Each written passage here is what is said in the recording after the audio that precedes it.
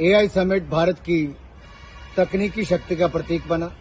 दुनिया भारत में निवेश करने के लिए इंतजार कर रही है। एआई के क्षेत्र में भारत एक लंबी छलांग लगाने के लिए तैयार है, लेकिन कांग्रेस उतना ही नीचे गिरने के लिए तैयार है। प्रधानमंत्री के बारे में अभद्र नारे लगाए गए, लोकतंत्र की मर्यादा का उल्लंघन किया।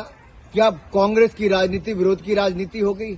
जब देश प्रगति करता है तो कांग्रेस प्रदर्शन करती है। ये तकनीक विरोधी मानसिकता, प्रगति विरोधी मानसिकता, मोदी विरोधी मानसिकता और अब भारत विरोधी मानसिकता कांग्रेस को कहां तक लेकर जाएगी?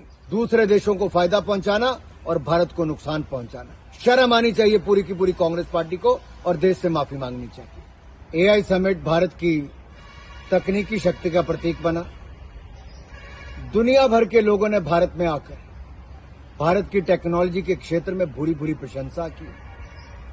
दुनिया भारत में निवेश करने के लिए इंतजार कर रही है। एआई के क्षेत्र में भारत एक लंबी छलांग लगाने के लिए तैयार है, लेकिन कांग्रेस उतना ही नीचे गिरने के लिए तैयार है।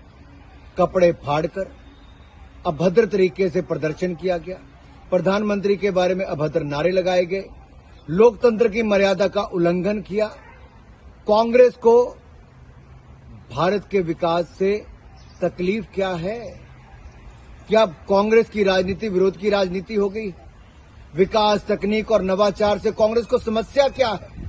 जब देश प्रगति करता है तो कांग्रेस प्रदर्शन करती है। कांग्रेस की सोच है, अगर श्रेय हमें नहीं तो देश को भी नहीं। देश में निवेश ना आए, युवाओं को रोजगार ना मिले। कभी डेड इकोनॉमी बोल दो, कभी कपड़े खोल के प्रदर्शन कर दो। ये तकनीक विरोधी मानसिकता, प्रगति विरोधी मानसिकता, मोदी विरोधी मानसिकता और अब भारत विरोधी मानसिकता कांग्रेस को कहां तक लेकर जाएगी? देश को कितना बदनाम और शर्मसार करोगे? आपको देश की जनता से माफी मांगनी चाहिए राहुल गांधी जी।